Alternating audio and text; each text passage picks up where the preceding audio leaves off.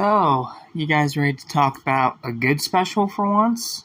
One that is not a tedious, boring piece of crap? I know I sure am. What's up? What's happening? What's going on, everybody? Welcome back to Mr. Station, which is for everything animation, including SpongeBob and the Pineapple Under the Sea, as well as TV and movies. I'm your host, Jackson Small, and yes, you heard me right, ladies and gentlemen. Today, we get to talk about a good special and a good episode in Season 7.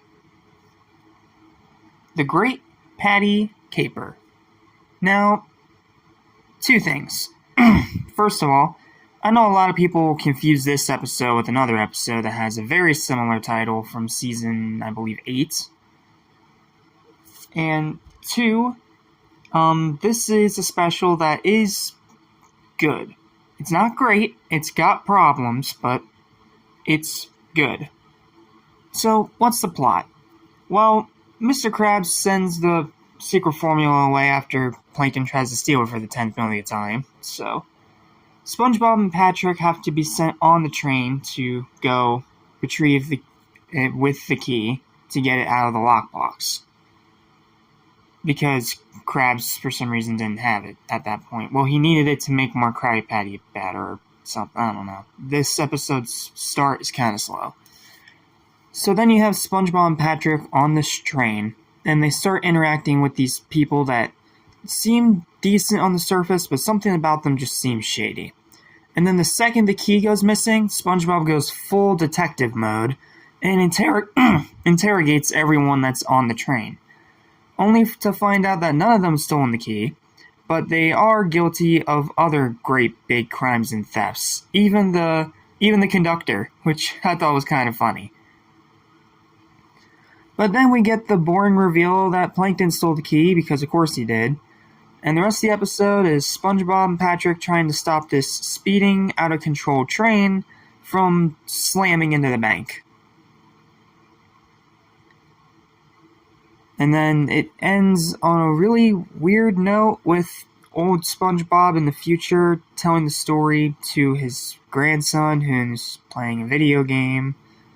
And then the grandpa falls asleep in the chair and the episode just ends. Like I said, this episode has its fair share of issues, but it is a good special.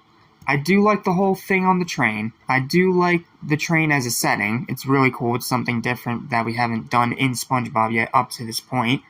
The interrogation scenes are pretty cool, and the whole final chase is dragged out, but pretty fun. So, what are my highlights for the episode? Well, I have 3. My first one is that when Plankton tries to steal the Krabby Patty formula at the beginning of the episode, he tries to get away on a tiny model rocket. But Mr. Krabs stops him just by using a magnet. like that is funny. I don't know who you are, but that's funny.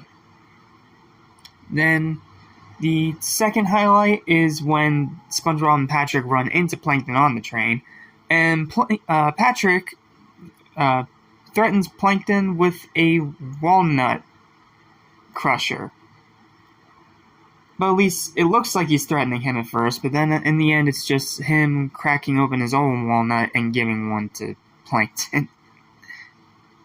Patrick's both good and bad in this episode. And then my final highlight is, of course, the interrogation scene. It's the best scene in the episode. I mean, not only is it cool to see SpongeBob do some more detective work again after, 3 or 4 seasons where he never did it, but the way that they're able to show that all these people are shady but didn't actually steal what SpongeBob thought they stole was really funny misdirection.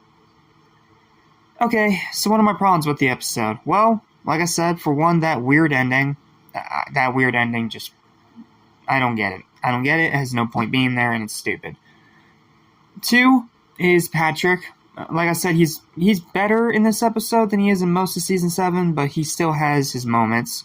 Especially the break gag, where he sees something, where he sees a break, the easiest way to stop this speeding train, and then he just yanks it out of the ground and gives it to SpongeBob. In other words, completely disabling it, because he's too much of an idiot. I don't know. And then my final big nitpick with the episode, it starts really slow and it starts really, really generic. But once SpongeBob and Patrick are on the train, it immediately picks up.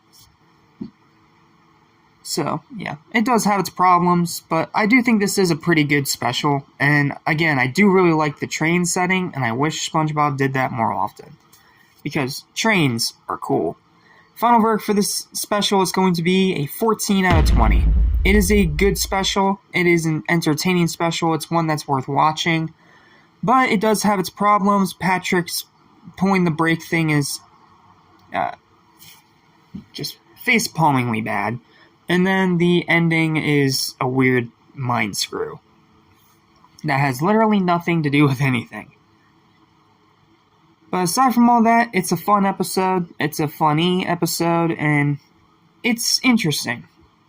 It's cool to see SpongeBob doing a mystery episode again, even if it's nothing like he has in the past. But, yeah, pretty good special. Check it out if you haven't seen it yet. Well, that's all I got. Thank you guys so much for watching. Thank you for watching all of these reviews. And now we are getting down to the end of it, because now there's only 9 episode reviews left. So, but we have to play some catch up again. So, join me next time when we have to talk about 6 episodes, specifically episodes 33 to 38. Those episodes are That Sinking Feeling, Karate Star, Buried in Time, Enchanted Tiki Dreams, huge favorite of Season 7, The Abrasive Side, another really good one, and Earworm. So, thanks for watching, and I'll see you in the next review. Stay spongy.